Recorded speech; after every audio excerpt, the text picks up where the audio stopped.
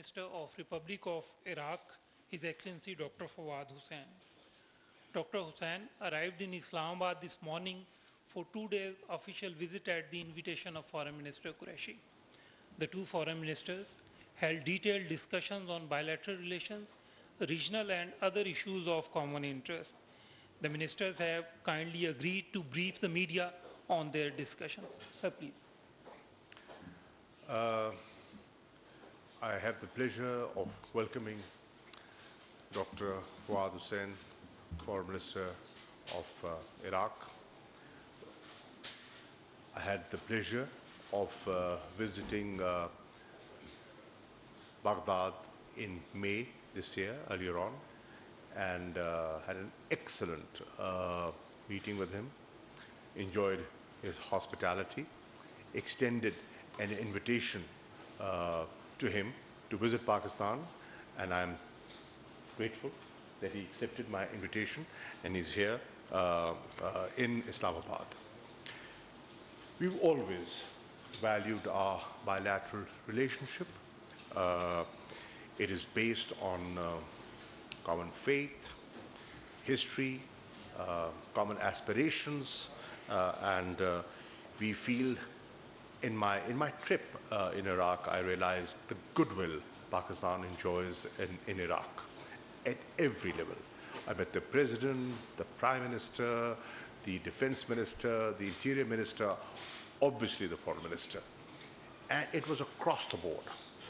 Excellent environment, goodwill, warmth, hospitality, but lack of engagement. We hadn't spent a lot of time together because they were in the midst of a war and we were also, going through our regional challenges. But we have reconnected, and we have reconnected with a lot of zeal to promote our bilateral relations in the days ahead and convert this excellent political relationship into a more meaningful partnership, regional economic partnership. In the bilateral delegation level talks that we've had earlier on, we discussed cooperation in a number of fields: trade, energy, religious tourism, defense cooperation, human resource, and employment, and we also discussed some consular matters. We both have agreed to convene an early meeting of the 9th session of the Joint Ministerial Commission. We feel the last one met many years ago, and this is a good forum to ensure a follow-up of such useful meetings. I discussed with the Foreign Minister the issue of visas and how he can help facilitate visas for Pakistanis, especially during Muharram and close to Arba'in. There is a lot of keenness of Pakistanis to visit Iraq. There are close to 200,000 who visit, or perhaps more, to Iraq. But if we facilitate, there'll be a lot more willing to visit your beautiful country. I shared with the Foreign Minister that we have, under the Prime Minister's personal supervision and interest, announced a new Zaireen management policy, and we would require their support and cooperation in its implementation. We have a plan to facilitate the Zaireen when they travel to Iraq. We plan to have a Pakistan house in Karbala. We plan to open consulates in Najaf and Karbala, and also have a medical center for the Zaireen who visit, who go there for ziyarat. I also briefed the Foreign Minister on the situation that is evolving in Afghanistan. Obviously, as an important country in the region, they have an interest in that. And I've also informed him about the constructive role, the facilitating role Pakistan has and will continue to play in the peace process. In fact, right now we are in Doha engaging with the Troika and with other stakeholders to push the peace process forward. I've shared with him the situation in Indian illegally occupied Jammu and Kashmir, the state terrorism Kashmiris are facing, and the gross human rights violations that they are suffering. We also discussed and deliberated upon the Middle East situation and how important peace and security and stability of Middle East is for Iraq as well as Pakistan, because of a significant number of Pakistanis who live and work and contribute to the socio-economic development within Middle East and in particular the Gulf countries. I'm happy to share that we have just signed, before coming down for this stakeout, an MOU between Iraq and Pakistan, and this is a bilateral political consultation mechanism that we intend to establish for regular consultations on issues of interest to Iraq and Pakistan, regional issues, global issues, so that we synchronize our positions and have a more coordinated position at international forums. So I welcome the Foreign Minister, and over to you, sir. Thank you very much. Thank you, Your Excellency Makhdoom Shah Mahmood Qureshi.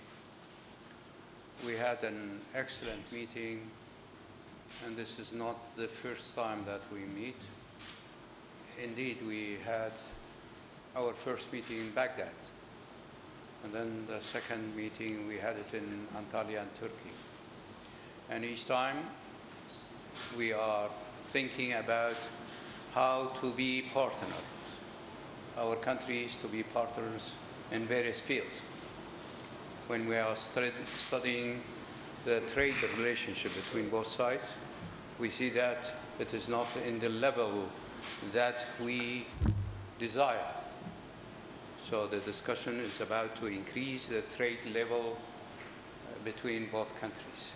But we discuss many other issues, many other topics, as His Excellency mentioned.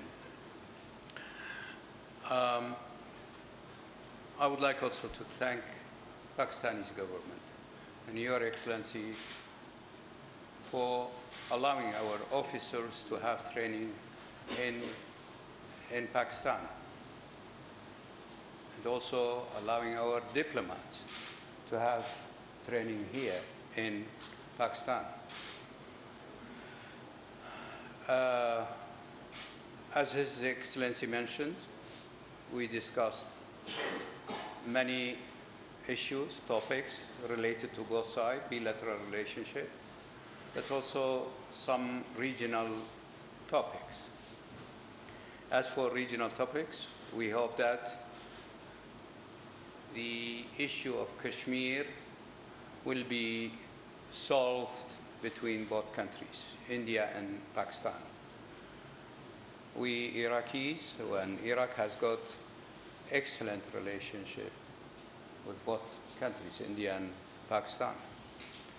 And we believe, in fact, in solving problems only through dialogue and peaceful way.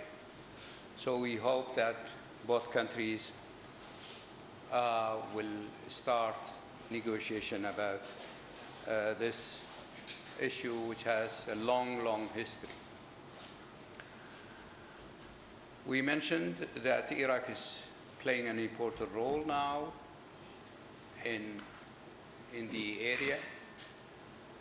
In fact, the tension in the area affects the situation inside Iraq, but also in other countries.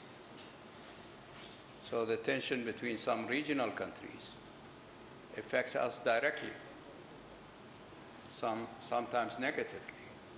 So that's why we started to talk to the regional countries, and the target is to bring them together in Baghdad. We are planning, Your Excellency, to have a meeting of the leaders of the neighboring countries in Baghdad at the end of this month. It is a fact that there are conflicts and tension between and among various countries in the region. But we believe in dialogue. We believe the way to solve the problems with our neighboring countries, if we have got problems, or if they have problems, will be only and only through dialogue. So we started this approach. And I think the steps which we have taken now is getting some results.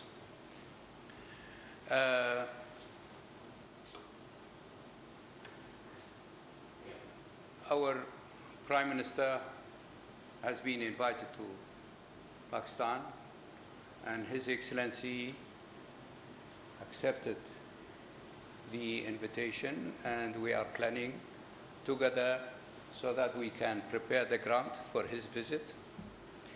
Once again, I'm honored to be here. This is my first visit and first time to be in Pakistan. And thank you very much, Your Excellency, for your hospitality. And I am looking forward to have various meetings with the leaders of this country the coming days. Thank you very much. Thank you, Excellency. And we can now take few questions. My request would be if you could kindly introduce yourself, your news outlet, and also indicate who your question is addressed to. Ji, Amjad.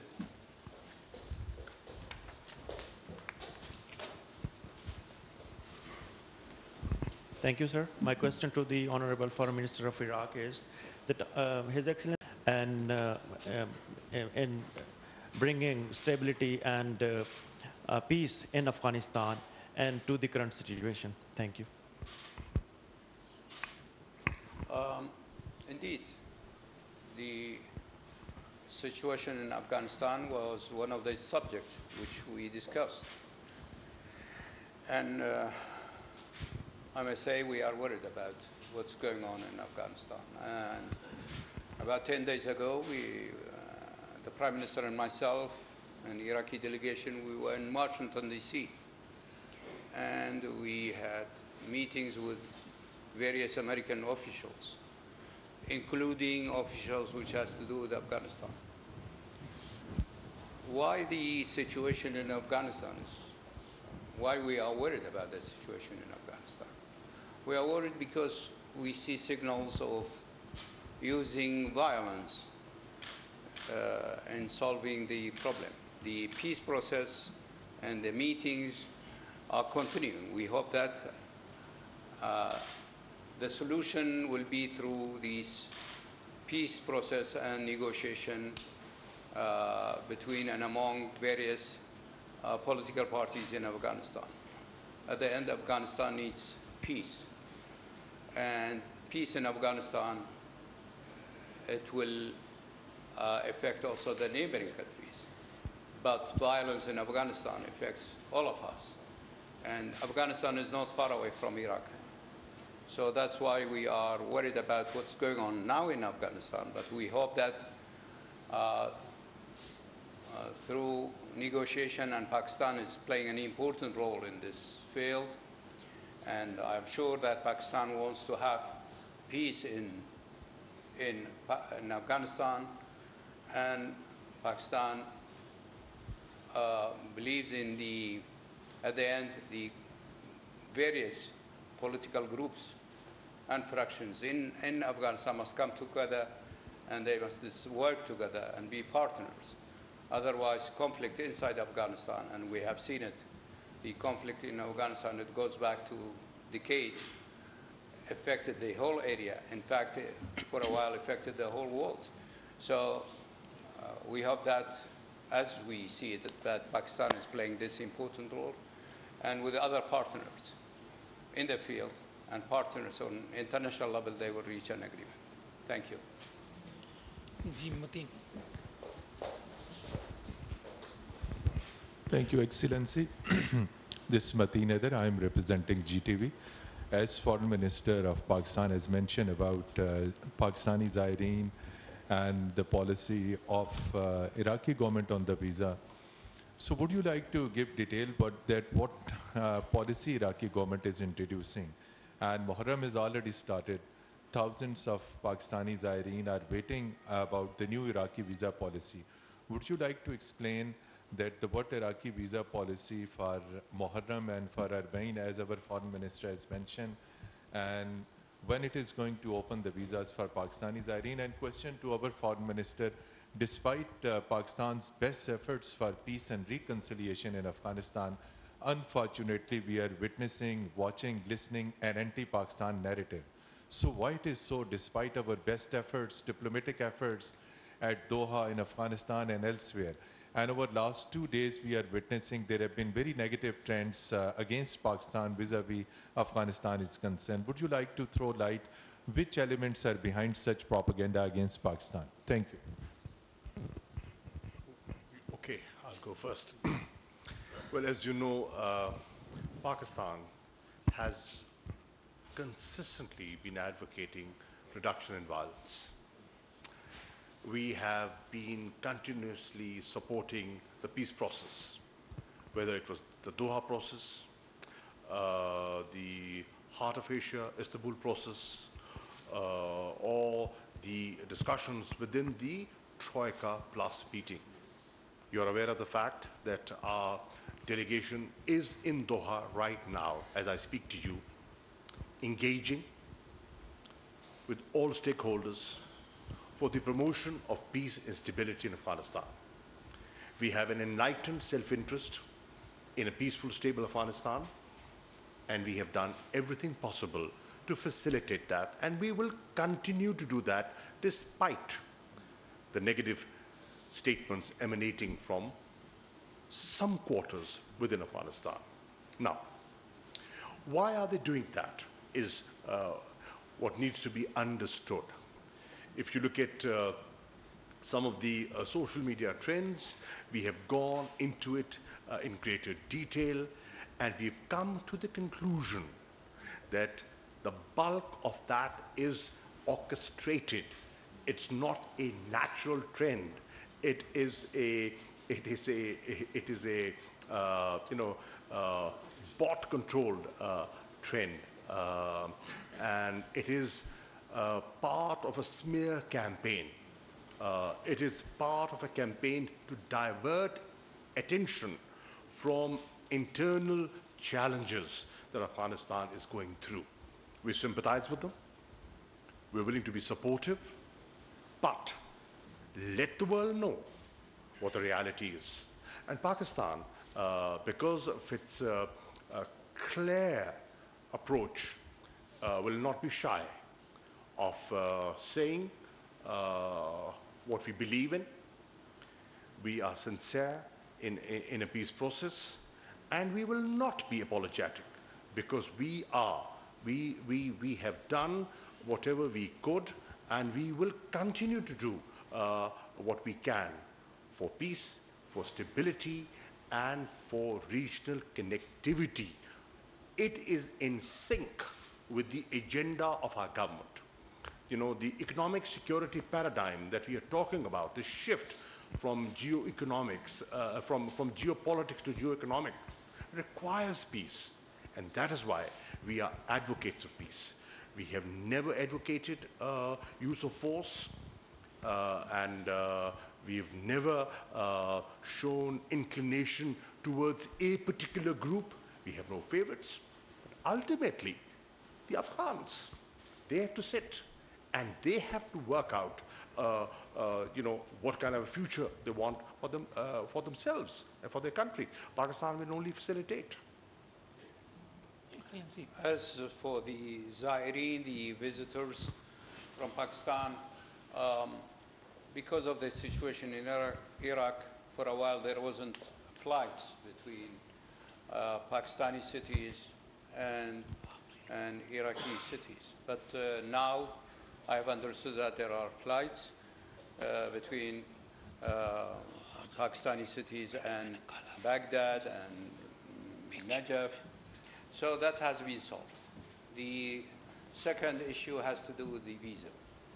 Visa has been released, but to make it easier for the visitors, for Zaireen, when I will be back, I will discuss this issue with the Minister of Interior in Iraq, because at the end, it is the responsibility of Minister of Interior in Iraq to make it easier for the Zaireen, from Pakistan, to come to visit Karbala and Najaf and Baghdad and other areas, other holy places. And we are going to work on that. We are going to solve that problem. And Zaireens from Pakistan, they are welcome in Iraq. And this is in the mutual interest, but also it is in the interest of both people to build different kind of relationship between both countries and between both societies. Thank you. Numanish Pak Mughal from Parliament Times, sir. Welcome to Pakistan in this sacred month of Muharram. Sir, Pakistan and Iraq were close allies in support towards Palestinian people. However, in last year of Donald Trump administration, we have seen that most of the Middle Eastern countries started recognizing Israel. Sir, do you believe any normalization of ties between Iraq and Israel? Are you the principal stance that Pakistan is on the Palestinian issue? We believe in the Palestinian cause. We believe in the right of self-determination of the Palestinian people. And at the same time, when we are talking about right of self-determination of the Palestinian people, the choice of this right, the exercising of the right of self-determination, is in the hands of the Palestinian leadership. The Palestinian leadership will decide about their future, and we are supporting any issue, any target that the Palestinian people and the Palestinian leadership will choose, because we believe in their right of self-determination. Zargunj. Thank you, sir. This is Zargun Shah from Geo Television. My question to the foreign minister from Iraq is whether do you really see an end to the crisis in Yemen, and whether Pakistan and Iraq are ready to play their role in the reconstruction and rehabilitation process there? Thank you. This question is for both foreign ministers. Thank you. I didn't get part of your question, to be honest. Did you see what? The Yemen crisis. Yemen, okay. Should I ask the question? Yeah, no, I got it. You see, part of our effort in the region has to do with these issues. The Syrian situation, the Yemeni, the situation in Lebanon, even in Iraq. Most of the crisis is interlinked regionally. So one of the reasons why we are moving around and going around to all these capitals, and one of the reasons why we are trying to bring our neighbors together in Baghdad has to do with these issues. Of course, I do recognize that there are problems inside these societies, and there are conflicts, political conflicts inside these societies. But there is also a fact that these conflicts has got regional dimensions. So to deal with the regional dimension, it will make it easier to deal with the issue inside the country. And Yemen is one of these issues. It is a fact that the conflict in Yemen is not only Yemeni conflict, it is a regional conflict. That's valid for Syrian conflict. That's valid for Lebanese conflict. So that's why, at the end, if you want to seek solutions, then you must deal with it also on regional level. We hope that through the approach which we have chosen, and that the Saudis and the Iranians, they are discussing matters related to both sides in Baghdad. We hope that at the end also they can help to find solution for Yemeni issues.